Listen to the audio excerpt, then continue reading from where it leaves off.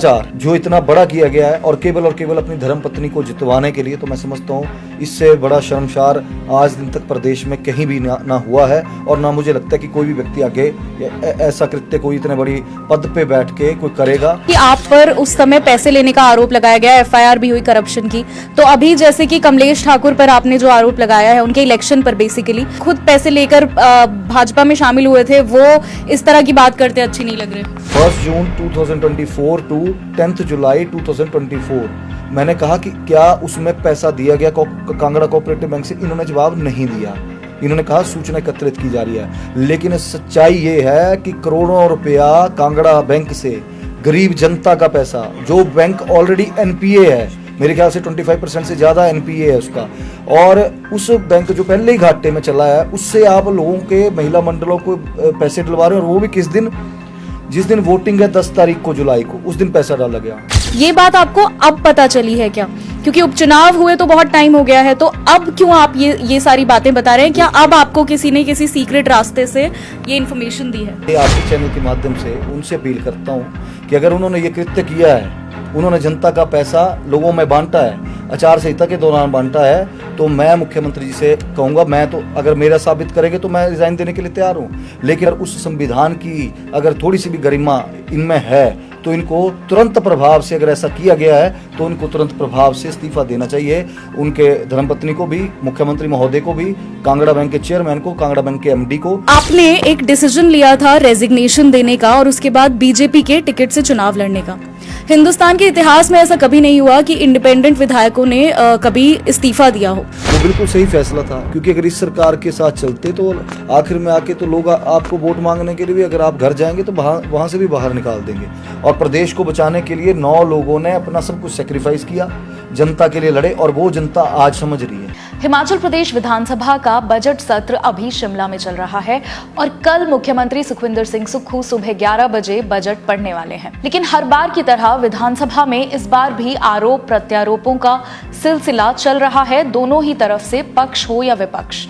लेकिन इस बार जो बात एक खास और गौर फरमाने वाली है वो है मुख्यमंत्री और उनकी धर्मपत्नी पर लगाया गया एक आरोप। हमीरपुर के विधायक आशीष शर्मा ने मुख्यमंत्री सुक्खू और उनकी धर्मपत्नी कमलेश ठाकुर, जो देरा से विधायक भी हैं, उन पर एक संगीन आरोप लगाया है कि उपचुनाव के दौरान जब कमलेश ठाकुर ने इलेक्शन लड़ा तो आचार संहिता के दौरान पैसे बंटवाए गए मुख्यमंत्री सुक्खू द्वारा, जो चुनाव था उसे अपनी पत्नी के फेवर में यानी पक्ष में ले जाने के लिए। ये आरोप संगीन है, लेकिन आशीष शर्मा काफी कॉन्फिडेंट हैं और उनका कहना है कि उनके पास इस दावे को साबित करने के लिए जो जरूरी सबूत हैं वो हैं। आप सभी को याद होगा, अभी ज्यादा समय नहीं हुआ है जब कांग्रेस के 6 विधायकों ने बीजेपी के राज्यसभा कैंडिडेट के फेवर में वोटिंग की थी और उसके बाद ऐसा लगा था कि हिमाचल प्रदेश सरकार कहीं गिर तो नहीं जाएगी। कांग्रेस पार्टी ने भाजपा पे ऑपरेशन लोटस करने के आरोप लगाए। हालांकि उन आरोपों को भारतीय जनता पार्टी ने स्वीकार नहीं किया, लेकिन उसी समय 3 इंडिपेंडेंट विधायक भी थे जिन्होंने अपने पद से इस्तीफा दिया था और उन्हीं में से एक थे आशीष शर्मा। ये आजाद विधायक 3 थे, लेकिन आशीष शर्मा की बात हम इसलिए कर रहे हैं पहले तो कि वही एक ऐसे आजाद विधायक थे तीनों में से जो अपनी सीट बचा पाए, बाकी दोनों अपनी सीटें हार गए। आशीष शर्मा पर उस समय एफआईआर भी हुई थी और उन पर करप्शन के चार्जेस भी लगे थे कि उन्होंने पैसे लेकर भारतीय जनता पार्टी के टिकट पर चुनाव लड़ा है। नमस्कार, मैं हूं जसवी चौहान और समाचार फर्स्ट ने आशीष शर्मा से बात की है एक्सक्लूसिवली, काफी डिटेल में इन्हीं सब बातों को लेकर, चाहे वो मुख्यमंत्री और उनकी धर्मपत्नी पर आशीष शर्मा द्वारा लगाए गए आरोप हो या आशीष शर्मा पर खुद पर लगे करप्शन के या भ्रष्टाचार के चार्जेस हो। चलिए एक नजर डालते हैं उस खास बातचीत पर जो हमने आशीष शर्मा के साथ की। स्वागत है आपका। थैंक यू जी, बहुत बहुत धन्यवाद। जी, आपने एक डिसीजन लिया था रेजिग्नेशन देने का और उसके बाद बीजेपी के टिकट से चुनाव लड़ने का। हिंदुस्तान के इतिहास में ऐसा कभी नहीं हुआ कि इंडिपेंडेंट विधायकों ने कभी इस्तीफा दिया हो, तो क्या वजह थी इसकी? देखिए, हम लोगों ने जब 22 में गवर्नमेंट बनी कांग्रेस की, इंडिपेंडेंट चुन के आए थे, हम 3 लोग थे और हमने सरकार का समर्थन किया था और मुख्यमंत्री जी हमारे ज़िले से हैं, मैंने भी उनका जो लोगों की भावनाएं थी उनको देखते हुए समर्थन किया था। लेकिन मुख्यमंत्री जी का जो कार्य प्रणाली थी उससे हम संतुष्ट नहीं थे और उसका ये कारण बना क्योंकि वो काम करने में उनकी रुचि नहीं थी और शायद जो आज जनता देख रही है वो हमने उस समय देख लिया था। कि इनके साथ चलेंगे तो बहुत मुश्किल हो जाएगा जनता को जवाब देना। और हम राजनीति में केवल जनता की सेवा के लिए आए हैं, हम कोई अपने निजी स्वार्थ के लिए नहीं राजनीति में आया। अगर निजी स्वार्थ ही रहता तो कुछ और कारोबार करते, लेकिन उसके बाद जो परिस्थितियां बनी, और क्योंकि जो हमीरपुर विधानसभा क्षेत्र है, यहाँ से आदरणीय धूमल साहब भी चीफ मिनिस्टर रहे हैं, 2 बार मुख्यमंत्री रहे इसी विधानसभा क्षेत्र से, और लोगों ने सबका काम देखा है। तो और यहाँ पे बीजेपी का गढ़ रहा है ये, तो जो लोग थे उनकी भी भावनाएं थी कि भारतीय जनता पार्टी से मैं टिकट पे लड़ता 22 में, लेकिन नहीं मिला टिकट उस समय, तो मुझे इंडिपेंडेंट लड़ना पड़ा। अब जब ये सारा एपिसोड चला हुआ था तो हमें मौका मिला कि ठीक है, भारतीय जनता पार्टी के शीर्ष नेतृत्व में हमें कहा कि आप अगर लड़ना चाहेंगे तो अभी लड़ सकते हैं, नहीं तो आपकी मर्जी। तो हमने तीनों ने डिसाइड किया कि हम भारतीय जनता पार्टी के टिकट पे लड़ेंगे और लड़े, और उस प्रभु की कृपा से और भगवान स्वरूप जनता की कृपा से हम जीते। मैं जीतता भी हूँ चुनाव, और फिर से लोगों ने दूसरी बार जो है मुहर लगाई है और मेरे फैसले को सही ठहराया। जी, जैसा कि आपने कहा कि आप 3 लोग थे, सिर्फ आप ही जीत पाए उपचुनाव, तो आपको पहले से ये पता तो था कि ये कितना बड़ा रिस्क है दोबारा चुनाव लड़ना, लेकिन फिर भी आपने ये डिसीजन लिया। देखिए, राजनीति में कोई भी डिसीजन आपका इंडिविजुअल डिसीजन नहीं होता है, ये जनता का और एक टीम वर्क है। ये जनता जो साथ में जुड़ी होती है उनका डिसीजन होता है, उनसे पूछना पड़ता है कि क्या करना है, अगला स्टेप क्या करना है। तो लोगों ने जैसे कहा वैसे मैंने किया। और रही बात 2 लोगों के हारने की, तो उनका कारण धीरे धीरे लोगों के समक्ष आ रहा है, और शायद अब जनता समझ रही है कि जो इन लोगों ने फैसले लिए थे 9 लोगों ने, वो बिल्कुल सही फैसला था। क्योंकि अगर इस सरकार के साथ चलते तो आखिर में आके तो लोग आपको वोट मांगने के लिए भी, अगर आप घर जाएंगे तो वहाँ से भी बाहर निकाल देंगे, जो परिस्थितियाँ प्रदेश में चली हैं। और जैसा कि गवर्नमेंट अगर नज़रअंदाज करना चाहे इन चीज़ों को तो वो करे, बेशक करे, लेकिन धरातल में ग्राउंड में जो रियलिटी है वो हालात बहुत बुरे हैं। और ये चीज़ें हमने साल भर पहले देखी थी। हमें पता था कि आने वाले टाइम में पेंशनर्स को पेंशन नहीं मिलनी है। हमें पता था कि जो भी जन कल्याणकारी स्कीम्स है गवर्नमेंट की जो पिछली चली आ रही है वो बंद हो जानी है इनके पास ये। क्योंकि जिस घर में शुरू से लेके जब सरकार बनी, माननीय मुख्यमंत्री जी ने फर्स्ट डे से ये बात कही कि पैसे की तंगी है, पैसे की तंगी है। और मैं समझता हूँ कि जिस घर में सुबह से शाम तक ये बात चले, उस घर की बरकत वैसे ही खत्म हो जाती है, और प्रदेश की भी बरकत जो है हमारे वो इनके नेतृत्व में खत्म हो चुकी है। जी, आपने एक बात कही कि जो कारण था बाकी 2 लोगों के हारने का वो भी जल्द जनता के सामने आएगा। तो आपने कमलेश ठाकुर पर भी आरोप लगाया था कि उनके उपचुनाव में कुछ पैसे बांटे गए थे, और इस तरह का कुछ आरोप आपने लगाया था। देखिए, आरोप मैंने विधानसभा के अंदर लगाया है जी। मैंने स्पष्टीकरण मांगा सरकार से, क्योंकि मैं विपक्ष का विधायक हूं, और विपक्ष का विधायक होने के नाते मेरा दायित्व बनता है सरकार से प्रश्न पूछने का। और सरकार अगर सत्य के रास्ते पे चली है, पारदर्शिता के रास्ते पे चली है, क्योंकि मुख्यमंत्री महोदय तो हर समय बात करते हैं कि मैं तो बहुत ईमानदार गरीब परिवार से उठा हूं, और हमारा जो अंत में खड़ा व्यक्ति है उसको जो है फ़ायदा पहुंचाना जो है हमारा उद्देश्य है, और हम राजनीति के लिए नहीं, व्यवस्था परिवर्तन के लिए आए हैं, इस दृष्टिकोण से आए हैं। तो उनके जो शब्दों में लोगों को और आंकड़ों में उलझाने की कला है वो बहुत ज़बरदस्त है। लेकिन ये जो ठगना होता है वो सिर्फ एक बार ठगी जाती है जनता, बार बार नहीं ठगी जाती है। इन्होंने जनता को ठगा, और इन्होंने बाई इलेक्शन में जनता को 1500 का लालच दिया, 1500 रुपये डाले गए, लेकिन वो एक स्कीम के तहत थे। ठीक है, आपने मेरे विधानसभा क्षेत्र में डाले, चुनावों की 4 संहिता के समय डाले, देरा में डाले, नालागढ़ में डाले, जहाँ भी डाले, तीनों जगह डाले।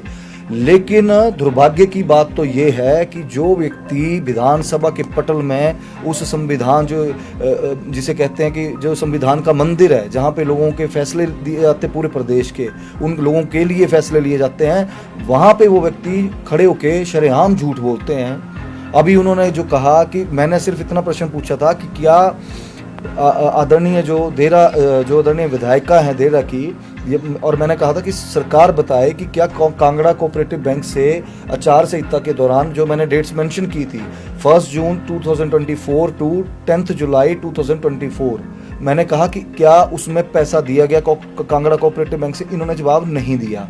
इन्होंने कहा सूचना एकत्रित की जा रही है, लेकिन सच्चाई ये है कि करोड़ों रुपया कांगड़ा बैंक से गरीब जनता का पैसा, जो बैंक ऑलरेडी एनपीए है, मेरे ख्याल से 25% से ज़्यादा एनपीए है उसका, और उस बैंक जो पहले ही घाटे में चला है, उससे आप लोगों के महिला मंडलों को पैसे डलवा रहे हैं। और वो भी किस दिन, जिस दिन वोटिंग है 10 तारीख को जुलाई को, उस दिन पैसा डाला गया, 9 जुलाई को पैसा डाला गया, 8 जुलाई को पैसा डाला गया, 7 जुलाई को पैसा डाला गया, 5 जुलाई को पैसा डाला गया। हमने कहा स्पष्टीकरण दीजिए आप, और अगर ये कृत्य किया गया है तो मैं समझता हूँ पूरे इतिहास में आज दिन तक की राजनीति में इससे ज़्यादा जिसे कहते हैं कि सत्ता का दुरुपयोग और जिसे कहते हैं कि भ्रष्टाचार जो इतना बड़ा किया गया है और केवल अपनी धर्मपत्नी को जितवाने के लिए, तो मैं समझता हूँ इससे बड़ा शर्मसार आज दिन तक प्रदेश में कहीं भी ना हुआ है और ना मुझे लगता है कि कोई भी व्यक्ति आगे ऐसा कृत्य कोई इतने बड़ी पद पे बैठ के कोई करेगा। ये जनता को देखना है और जनता को आगे तय करना है। जी, आपने बहुत फैक्चुअल तरीके से डेट्स के साथ और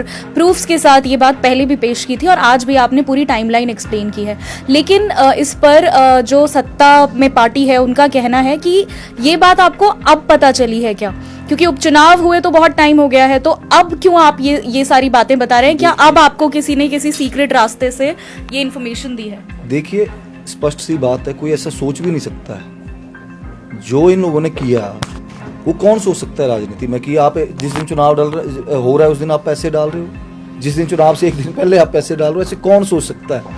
अभी और वो भी अकाउंट ट्रांसफर कर रहे हो और वो भी सरकारी पैसा लोगों के खाते में डाल रहे हो, ऐसा कोई भी नहीं सोच सकता। और ना हमने भी नहीं सोचा था कि इस तरह की राजनीति भी प्रदेश में देखने को मिलेगी। ये सोचने का विषय ये लोग जनता तय करे कि बेचारी जो माताएं बहनें हैं उस विधानसभा क्षेत्र की, उनको भी पता नहीं हुआ क्योंकि उन्होंने कोई आवेदन नहीं किया कि हमें पैसे दो, या तो उन्होंने कोई एप्लीकेशंस मूव की हैं कांगड़ा बैंक को कि जी हमें पैसा दिया जाए, 50-50 हज़ार दिया जाए। कोई एप्लीकेशंस कहीं मूव नहीं की गई हैं, केवल पैसा अंधाधुंध जैसे कि बस चुनाव जीतना है डालो जिसको जो चाहिए वो लो। पुलिस का दुरुपयोग, सत्ता का दुरुपयोग जो कर सकते हैं किया। और आने वाले समय में मैं समझता हूँ कि इस प्रदेश में शायद ये जो बड़ी बात करते हैं कि पारदर्शिता की और नेक नीयत नेक नीति की, ये इनका जो असली चेहरा है ना वो जनता के समक्ष धीरे धीरे आएगा। हमने उस समय भी कहा कि हमारी लड़ाई प्रदेश को बचाने के लिए लड़ाई है और प्रदेश को बचाने के लिए 9 लोगों ने अपना सब कुछ सेक्रीफाइस किया, जनता के लिए लड़े और वो जनता आज समझ रही है। और मुझे पूर्ण विश्वास है कि आने वाले समय में जनता इनको जवाब भी देगी इस बात का कि सत्य क्या था, कौन सत्य की लड़ाई लड़ रहा था और कौन लोग जो हैं जिन्होंने प्रदेश के खजाने खाली किए और उनके पास वृद्धा पेंशन देने के लिए पैसा नहीं है, उनके पास सहारा पेंशन देने के लिए पैसा नहीं है, उनके पास 1500 रुपये जो महिलाओं को बोला है उसके लिए पैसा नहीं है। बेरोजगार युवा आज सड़कों पे घूम रहा है, कई नशे की चपेट में आया हुआ है और किसी तरह के ना कोई टेस्ट निकल रहे हैं। 2 वर्षों से पिछले बच्चे जो हैं वो डिग्री और डिप्लोमे करके बैठे, इनके पास उसके लिए समय नहीं है। इनके लिए समय है तो अपने परिवार को संतुष्ट करने के लिए, परिवार और मित्रों को संतुष्ट करने के लिए, और वही ये प्रदेश अब देख रहा है और आने वाले समय में और भी चीजें कई बाहर आएंगी। उन्होंने कहा था जब ये पूरा एपिसोड हुआ था 9 लोगों के जाने वाला कि जो 3 इंडिपेंडेंट विधायक हैं उन्हें वहाँ पे कैद करके रखा गया है और उनको इतना उत्तराखंड और इधर उधर ले जाया जा रहा है। उन्होंने भागने की कोशिश की, फिर उनको पकड़ के लाया गया। क्या इस बात में कोई सच्चाई है? देखिए, ये सब उस समय के माहौल के हिसाब से बयानबाजी थी। एक विधायक को उठा के कोई लेके जाना कोई छोटी मोटी बात नहीं होती है। कोई उठा के नहीं जाता, जो जाता है अपनी मर्जी से जाता है। सब लोग अपनी मर्जी से गए, हम लोग भी अपनी मर्जी से गए थे। और रही बात इन लोगों ने तो सरकार ने समझिए या मुख्यमंत्री महोदय का समझिए, इन लोगों ने तो हम लोगों पे एफआईआर भी की, मेरे पर एफआईआर की गई है जिसमें इन्होंने कहा है कि मेरे ख्याल से अंडर सेक्शन 7-8 जो करप्शन का एक्ट है उसके अधीन इन्होंने मेरे पर इल्ज़ाम लगाया कि इन्होंने खरीद फरोख्त की गई विधायकों से। वो भी माननीय उच्च न्यायालय में जो मामला है वो विचाराधीन है। अब अगर उच्च न्यायालय में वो चीज़ें आने वाले समय वो स्पष्ट होनी है कि किसने खरीदे हैं, किसने बेचे हैं। अगर किसी ने लेन देन नहीं किया है तो इतने संगीन आरोप इन लोगों ने हमारे ऊपर क्यों लगाए? एक षड्यंत्र के तहत लगाए, षड्यंत्र के तहत ताकि हम किसी तरह अपनी सरकार बचाएं और इन लोगों की छवि खराब करें। आज मुख्यमंत्री महोदय की अपनी छवि अगर खराब हो रही है तो उनके कृत्यों से हो रही है, उनके कर्मों से हो रही है। वो पूरा प्रदेश देख रहा है और वो उनको नहीं दिखाई दे रहा। जी, एक बात उस समय कही गई थी कि जो इंडिपेंडेंट विधायक हैं उनकी एक शिकायत मुख्यमंत्री से जो थी वो ये थी कि आप लोगों को टाइम नहीं दिया करते थे, वो बहुत वेट कराया। क्या टाइम वो किसी को भी नहीं देते हैं, आज भी नहीं देते हैं। वो कौन सा टाइम देते हैं? वो जनता से मिलते हैं, आते हैं हवाई जहाज में, उसमें आएंगे, हेलीकॉप्टर में उतरेंगे, जहाँ भी जाएंगे गाड़ी में जो उनके साथ वहाँ के लीडर होते हैं वो घूमते हैं, थोड़ी देर जाएंगे, जनता की वो एप्लीकेशंस लेंगे, गाड़ी में फेंकेंगे। वही तो है। किसका काम हो रहा है यहाँ पे प्रदेश में? कोई अगर किसी का मेडिकल बिल दे रहा है कोई कि जी मेरे को मेडिकल बिल के लिए पैसे दे दिए जाए मुख्यमंत्री राहत कोष से, तो आप पिछले आंकड़े कंपैरिजन कीजिए ना कि पिछले 5 साल की सरकार जो आदरणीय जयराम ठाकुर जी की सरकार थी, जब वो सत्ता में थी तो कितना मुख्यमंत्री राहत कोष से कितने मेडिकल बिल्स क्लियर किए गए हैं, और इनका 2.25 साल का पूछिए कि इन्होंने कितना क्लियर किया। आंकड़े इनसे मांगिए, आप जानिए क्या किया है। कुछ नहीं किया गया है। 2.25 साल में ये प्रदेश 10 साल पीछे गया है। और आज ये स्थिति ये है कि कांग्रेस पार्टी जो है, जो बहुत सारे गुटों में बंटी हुई है, आज स्थिति ये है कि उनके विधायक भी ये जानते हैं कि ये 8 और 60 की लड़ाई नहीं, 8 सीटें आना भी बहुत मुश्किल है आने वाले समय में। भारतीय जनता पार्टी का एक तरफा मैंडेट लोगों द्वारा दिया जाएगा, और ये पहली दफ़ा होगा, जो 5 साल का ट्रेंड था, 5 साल बीजेपी 5 साल कांग्रेस, ये पहली दफ़ा होना है कि यहाँ पे कम से कम 10-15 साल एक स्टिल, जो जिसे कहते हैं एक स्थिर गवर्नमेंट जो है वो रहेगी और लंबे समय तक। तो आप कह रहे हैं 10 साल बाद भी कांग्रेस के वापस आने की कोई उम्मीद नहीं छोड़ी है सुक्खू जी ने? बिल्कुल, और ये कांग्रेस के लीडर्स भी जानते हैं, कांग्रेस के नेता लोग भी जानते हैं, आम जनता भी जानती है। जब हम लोगों के बीच में जानते हैं तो लोग बोलते हैं कि भाई ये पक्का इंतजाम करके जा रहे हैं। मैं कहा ठीक है। तो और मुझे लगता है कि उनको, लेकिन जो उनके सलाहकार और बाकी लोग हैं वो उनको हमेशा अंधेरे में रखते हैं और वो अंधेरे में ही रह रहे हैं। आपने एक बात कही कि आप पर उस समय पैसे लेने का आरोप लगाया गया, एफआईआर भी हुई करप्शन की। तो अभी जैसे कि कमलेश ठाकुर पर आपने जो आरोप लगाया है उनके इलेक्शन पर बेसिकली, तो अभी भी कांग्रेस यही कह रही है कि जिन्होंने खुद पैसे लेकर भाजपा में शामिल हुए थे वो इस तरह की बात करते अच्छी नहीं लग रहे। मैंने पहले भी कहा कि विचाराधीन है उच्च न्यायालय में, हाई कोर्ट में विचाराधीन है जो भी मेरे पर चार्जेस लगे हैं, और अगर वो उसमें कुछ भी ऐसी पाई जाती है तो मैंने पहले भी कहा है कि मैं इस्तीफा दे दूंगा राजनीति से, कभी जीवन में नहीं लड़ूंगा चुनाव। लेकिन अगर मुख्यमंत्री जी ने जो किया है, जो उनके धर्मपत्नी के खाते में पैसे आए हैं, तो क्या, और अगर ऐसा किया गया कि 9-10 तारीख को, तो जो बाबा साहेब अम्बेडकर का संविधान है, जिसकी कांग्रेस पार्टी बोलती है कि संविधान, राहुल जी संविधान लेके घूमते हैं, अगर उसको कांग्रेस पार्टी मानती है, मुख्यमंत्री जी मानते हैं और उनकी धर्मपत्नी मानती है, तो मैं ये समझूंगा कि मैं ये आपके चैनल के माध्यम से उनसे अपील करता हूँ कि अगर उन्होंने ये कृत्य किया है, उन्होंने जनता का पैसा लोगों में बांटा है, आचार संहिता के दौरान बांटा है, तो मैं मुख्यमंत्री जी से कहूँगा, मैं तो अगर मेरा साबित करेंगे तो मैं रिजाइन देने के लिए तैयार हूँ। लेकिन अगर उनका सच्चाई है, ये ट्रांजैक्शंस हुई हैं, तो क्या मुख्यमंत्री जी, उनकी धर्मपत्नी अपने पद से इस्तीफा देंगे? और मैं समझता हूं कि एक, अगर उस संविधान की अगर थोड़ी सी भी गरिमा इनमें है तो इनको तुरंत प्रभाव से, अगर ऐसा किया गया है तो उनको तुरंत प्रभाव से इस्तीफा देना चाहिए।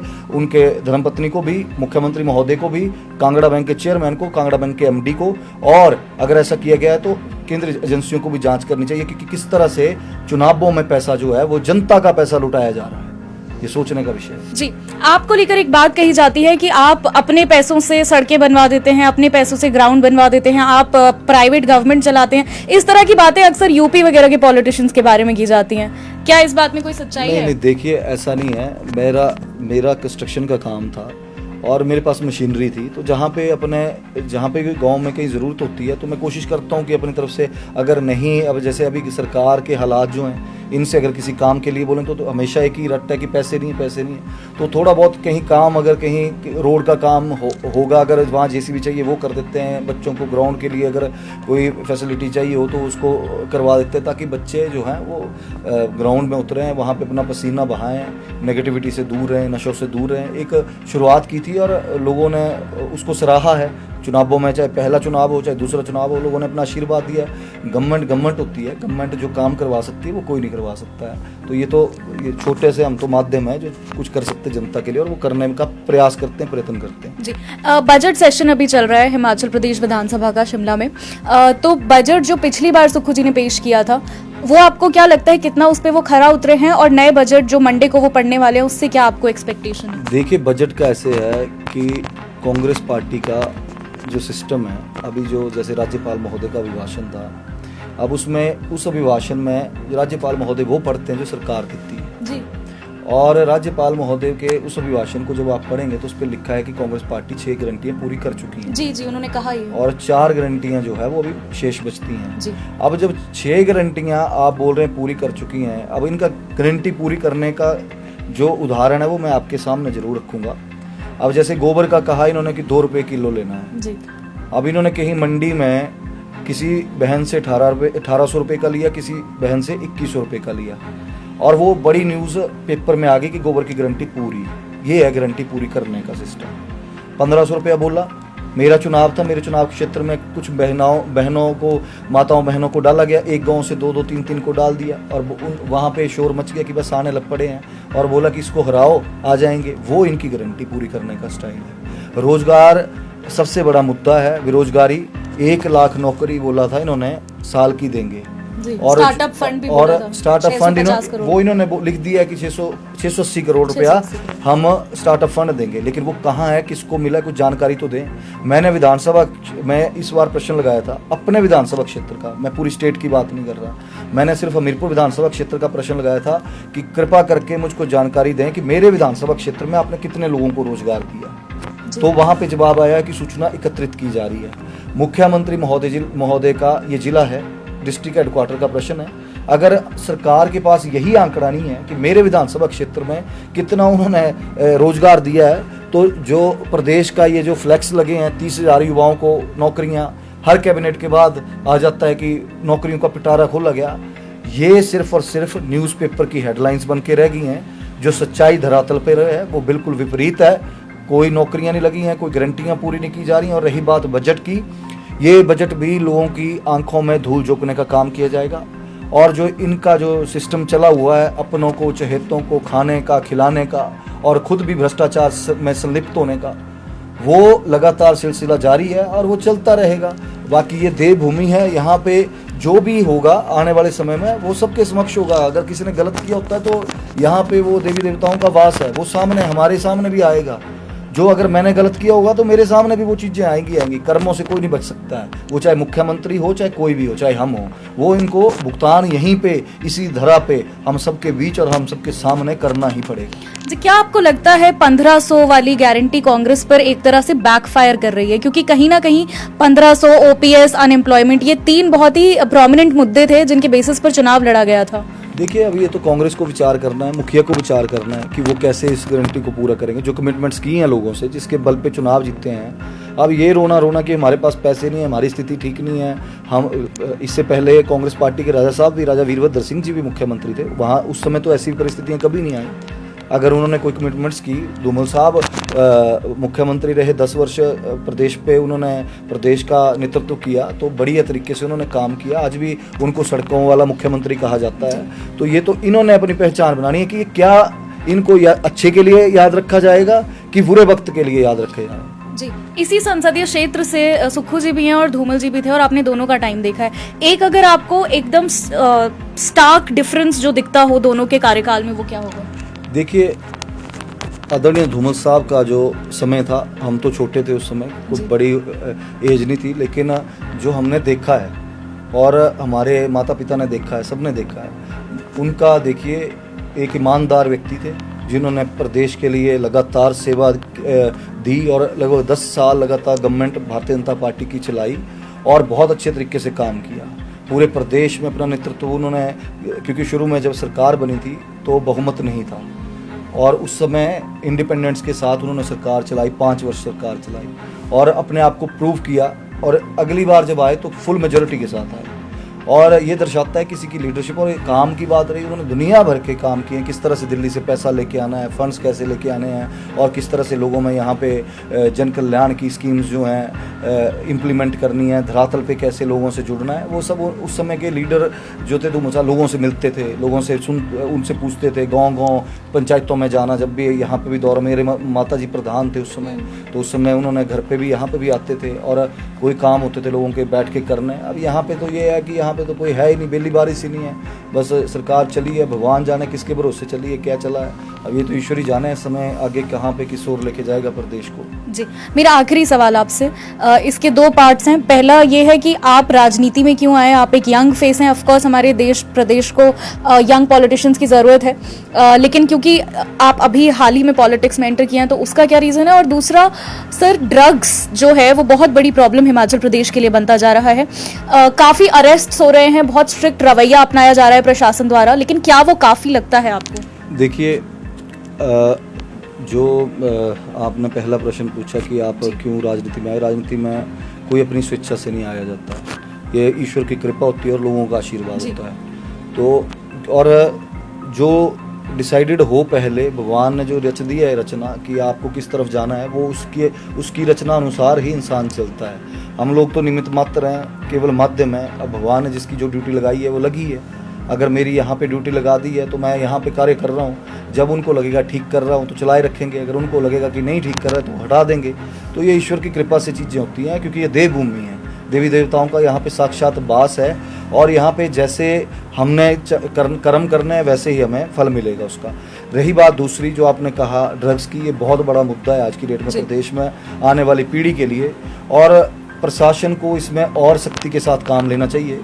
मैंने पिछले विधानसभा के बजट में भी ये बात कही थी कि हमें पुलिस का जो बजट है पुलिस विभाग के लिए, उस बजट को जो बाकी स्टेट्स के कंपैरिजन में हमारी स्टेट का बहुत कम है। तो मैंने उसमें कहा था वहाँ पे कि इस बजट को जो है वो बढ़ाना चाहिए, ताकि पुलिस सशक्त हो। और पुलिस अगर सशक्त होगी, कानून व्यवस्था जो है वो सशक्त होगी, तो जो है और भी चीज़ें जो हैं वो बाहर आएंगी। और मैं समझता हूँ कि नशे के ऊपर केवल पुलिस का ही दायित्व नहीं है, समाज का भी दायित्व है। महिला मंडल हो गए, युवक मंडल हो गए, गांव-गांव में एक बड़े लेवल का अभियान चलाने की ज़रूरत है, जो ग्राउंड लेवल से जिसे कहते हैं छोटी छोटी नुक्कड़ दुकानों से जैसे कैंपेन चलता है, अवेयरनेस कैंप्स लगाने चाहिए। और ये सरकार की ड्यूटी है जी। और मतलब लोगों को इसमें भागीदारी अपनी भी निभानी पड़ेगी, क्योंकि पुलिस प्रशासन को अगर आप बताएंगे पुलिस तभी कार्रवाई कर पाएगी। और मुझे उम्मीद है कि आने वाले समय में ये चीज़ें प्रदेश से जाएंगी, और जो भी लोग, सरकार अपना काम कर रही है, सरकार को और मुस्तैदी के साथ अपना काम करना चाहिए। और आने वाले समय में जो है जब मौका मिलेगा तो हम लोग भी इसमें बढ़ चढ़ के जो है इस चीज़ को जो है रोकने का पूरा प्रयास करेंगे और रोकेंगे जी। मैंने कहा था लास्ट सवाल है, लेकिन क्योंकि आपने लॉ एंड ऑर्डर की बात की, तो अभी जो बब्बर ठाकुर जी हैं उन पर एक अटैक हुआ है, और लॉ एंड ऑर्डर पर काफ़ी बड़ा क्वेश्चन मार्क लगता है इस अटैक के बाद। और दूसरा उसमें सर थोड़ा सा और है, त्रिलोक जम्वाल जी पर आरोप लगाया जा रहा है कि उनका इसमें इन्वॉल्वमेंट है। देखिए ये चीज़ें तो एजेंसीज ने तय करना है किसने क्या किया है। आरोप पर प्रत्यारोप तो राजनीति का एक पहलू है जी। उन्होंने लगाया है, आगे क्या सच्चाई है क्या सच्चाई नहीं है वो तो पुलिस विभाग जाने, सीआईडी जाने या फिर विजिलेंस जाने। लेकिन ये दुर्भाग्य की बात है, क्योंकि इससे पहले प्रदेश में इस तरह से कभी चीज़ें नहीं हुई थी। और बिलासपुर में पहले भी वहाँ पे डीसी ऑफिस के पास गोलीकांड हुआ जी। अभी ये फिर से हुआ है। ये बड़ा सोचने का विषय है। कानून व्यवस्था तो पूरी की पूरी तरह फेल है। क्यों फेल मैं बोलूँगा, क्योंकि कानून को तो मुख्यमंत्री या प्रशासन द्वारा, जो मुखिया हैं उनके द्वारा ये काम दिए गए हैं कि किस विधायक को किसका रिकॉर्डिंग करनी है, किसके फ़ोन टैपिंग करनी है, किसके ऊपर मुकदमे दर्ज करने हैं, किसके परिवार आप सर्वेलेंस का आरोप लगा रहे हैं सरकार नहीं, मैं तो शुरू से बोलता हूँ हो ही रही है। टैपिंग किसकी नहीं हो रही? हम लोगों की लोकेशन ट्रेस होती हैं, कहाँ जा रहे हैं कहाँ आ रहे हैं, फ़ोन टैपिंग होती है। ये तो सरकार का काम कर रही होगी सरकार, कोई फ़र्क नहीं पड़ता है। सांच को कोई आँच नहीं होती है। ये जो मर्जी करें जैसे मर्जी करें, क्योंकि इनका अंत जो है वो तय है। अब ये आखिरी सांसें ले रही है सरकार, और ये सरकार बड़ी जल्दी जो है ये रवाना भी हो जाएगी जी। सुक्खू जी को कोई एक मैसेज आप अंत में अगर देना चाहें? मैं कुछ मैसेज नहीं देना चाहता हूँ। मैं सिर्फ इतना मैं कौन होता हूँ मैसेज देने के लिए? वो वरिष्ठ नेता हैं, प्रदेश का नेतृत्व कर रहे हैं। और जैसे कि लोगों में ये धारणा होती है कि भगवान के बाद सरकार होती है, लेकिन भगवान और सरकार में डिफरेंस बड़ा है। तो इंसान को इंसान ही समझना चाहिए। और बाकी अगर पॉजिटिविटी के साथ प्रदेश में चलना चाहिए, बिना द्वेष की भावना के साथ चलना चाहिए। और जो ये भावना अगर हो कि इसको रगड़ देंगे, तो मैं ये समझता हूँ सबसे बड़ा रगड़ने वाला वो त्रिलोकीनाथ है, जो कालों के काल महाकाल है। वो रगड़ते हैं। जिसको रगड़ना है, जिसको बनाना है, वो उसके हाथों की बात है। कोई इंसान किसी को न रगड़ सकता है। अच्छे जिसे कहते हैं पॉजिटिव एटीट्यूड के साथ उनको आगे बढ़ना चाहिए। और जो उनकी स्पेशली टीम है उसको भी, मुखिया को जो है वो अच्छा जो है उनको अच्छा गाइड करना चाहिए, बुरे के लिए गाइड नहीं करना चाहिए, क्योंकि बुरा प्रकृति कर देती है खुद जब होता है। जी, शुक्रिया हमसे बात करने के लिए आशीष जी। तो अभी आपने सुना आशीष शर्मा जी को, जिन्होंने बहुत ही बेबाक और बेधड़क अंदाज में अपने विचार रखे, हमारे सभी सवालों के जवाब दिए। किसी भी सवाल का उन्होंने जवाब देने से इनकार नहीं किया। आप देखते रहिए समाचार फर्स्ट।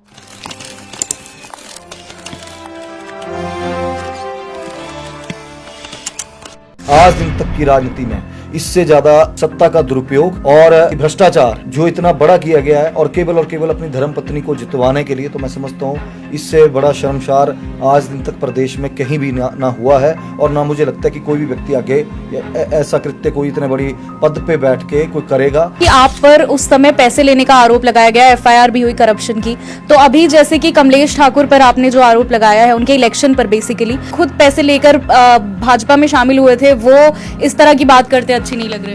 1 जून 2024 टू 10 जुलाई 2024 मैंने कहा कि क्या उसमें पैसा दिया गया कांगड़ा कोऑपरेटिव बैंक से, इन्होंने जवाब नहीं दिया। इन्होंने कहा सूचना एकत्रित की जा रही है, लेकिन सच्चाई ये है कि करोड़ों रुपया कांगड़ा बैंक से गरीब जनता का पैसा, जो बैंक ऑलरेडी एनपीए है, मेरे ख्याल से 25% से ज्यादा एनपीए है उसका, और उस बैंक जो पहले ही घाटे में चला है, उससे आप लोगों के महिला मंडलों को पैसे डलवा रहे हैं, और वो भी किस दिन, जिस दिन वोटिंग है 10 तारीख को जुलाई को, उस दिन पैसा डाला गया। ये बात आपको अब पता चली है क्या? क्योंकि उपचुनाव हुए तो बहुत टाइम हो गया है, तो अब क्यों आप ये सारी बातें बता रहे हैं? क्या अब आपको किसी ने किसी सीक्रेट रास्ते से ये इन्फॉर्मेशन दी है? आपके चैनल के माध्यम से उनसे अपील करता हूँ कि अगर उन्होंने ये कृत्य किया है, उन्होंने जनता का पैसा लोगों में बांटा है, आचार संहिता के दौरान बांटा है, तो मैं मुख्यमंत्री जी से कहूंगा, मैं तो अगर मेरा साबित करेंगे तो मैं रिजाइन देने के लिए तैयार हूं, लेकिन अगर उस संविधान की अगर थोड़ी सी भी गरिमा इनमें है तो इनको तुरंत प्रभाव से, अगर ऐसा किया गया है तो इनको तुरंत प्रभाव से इस्तीफा देना चाहिए, उनके धर्मपत्नी को भी, मुख्यमंत्री महोदय को भी, कांगड़ा बैंक के चेयरमैन को, कांगड़ा बैंक के एमडी को। आपने एक डिसीजन लिया था रेजिग्नेशन देने का और उसके बाद बीजेपी के टिकट से चुनाव लड़ने का। हिंदुस्तान के इतिहास में ऐसा कभी नहीं हुआ कि इंडिपेंडेंट विधायकों ने कभी इस्तीफा दिया हो। वो बिल्कुल सही फैसला था, क्योंकि अगर इस सरकार के साथ चलते तो आखिर में आके तो लोग आपको वोट मांगने के लिए भी, अगर आप घर जाएंगे तो वहां से भी बाहर निकाल देंगे। और प्रदेश को बचाने के लिए 9 लोगों ने अपना सब कुछ सेक्रीफाइस किया, जनता के लिए लड़े, और वो जनता आज समझ रही है। हिमाचल प्रदेश विधानसभा का बजट सत्र अभी शिमला में चल रहा है और कल मुख्यमंत्री सुखविंदर सिंह सुक्खू सुबह 11 बजे बजट पढ़ने वाले हैं। लेकिन हर बार की तरह विधानसभा में इस बार भी आरोप प्रत्यारोपों का सिलसिला चल रहा है, दोनों ही तरफ से, पक्ष हो या विपक्ष। लेकिन इस बार जो बात एक खास और गौर फरमाने वाली है वो है मुख्यमंत्री और उनकी धर्मपत्नी पर लगाया गया एक आरोप। हमीरपुर के विधायक आशीष शर्मा ने मुख्यमंत्री सुक्खू और उनकी धर्मपत्नी कमलेश ठाकुर, जो देहरा से विधायक भी हैं, उन पर एक संगीन आरोप लगाया है कि उपचुनाव के दौरान जब कमलेश ठाकुर ने इलेक्शन लड़ा तो आचार संहिता के दौरान पैसे बंटवाए गए मुख्यमंत्री सुक्खू द्वारा, जो चुनाव था उसे अपनी पत्नी के फेवर में यानी पक्ष में ले जाने के लिए। ये आरोप संगीन है, लेकिन आशीष शर्मा काफी कॉन्फिडेंट हैं और उनका कहना है कि उनके पास इस दावे को साबित करने के लिए जो जरूरी सबूत हैं वो हैं। आप सभी को याद होगा, अभी ज्यादा समय नहीं हुआ है जब कांग्रेस के 6 विधायकों ने बीजेपी के राज्यसभा कैंडिडेट के फेवर में वोटिंग की थी और उसके बाद ऐसा लगा था कि हिमाचल प्रदेश सरकार कहीं गिर तो नहीं जाएगी। कांग्रेस पार्टी ने भाजपा पे ऑपरेशन लोटस करने के आरोप लगाए। हालांकि उन आरोपों को भारतीय जनता पार्टी ने स्वीकार नहीं किया, लेकिन उसी समय 3 इंडिपेंडेंट विधायक भी थे जिन्होंने अपने पद से इस्तीफा दिया था और उन्हीं में से एक थे आशीष शर्मा। ये आजाद विधायक 3 थे, लेकिन आशीष शर्मा की बात हम इसलिए कर रहे हैं पहले तो कि वही एक ऐसे आजाद विधायक थे तीनों में से जो अपनी सीट बचा पाए, बाकी दोनों अपनी सीटें हार गए। आशीष शर्मा पर उस समय एफआईआर भी हुई थी और उन पर करप्शन के चार्जेस भी लगे थे कि उन्होंने पैसे लेकर भारतीय जनता पार्टी के टिकट पर चुनाव लड़ा है। नमस्कार, मैं हूं जसवी चौहान और समाचार फर्स्ट ने आशीष शर्मा से बात की है एक्सक्लूसिवली, काफी डिटेल में इन्हीं सब बातों को लेकर, चाहे वो मुख्यमंत्री और उनकी धर्मपत्नी पर आशीष शर्मा द्वारा लगाए गए आरोप हों या आशीष शर्मा पर खुद पर लगे करप्शन के या भ्रष्टाचार के चार्जेस हों। चलिए एक नजर डालते हैं उस खास बातचीत पर जो हमने आशीष शर्मा के साथ की। स्वागत है आपका। थैंक यू जी, बहुत बहुत धन्यवाद। जी, आपने एक डिसीजन लिया था रेजिग्नेशन देने का और उसके बाद बीजेपी के टिकट से चुनाव लड़ने का। हिंदुस्तान के इतिहास में ऐसा कभी नहीं हुआ कि इंडिपेंडेंट विधायकों ने कभी इस्तीफा दिया हो, तो क्या वजह थी इसकी? देखिए, हम लोगों ने जब 22 में गवर्नमेंट बनी कांग्रेस की, इंडिपेंडेंट चुन के आए थे, हम 3 लोग थे और हमने सरकार का समर्थन किया था और मुख्यमंत्री जी हमारे जिले से हैं, मैंने भी उनका जो लोगों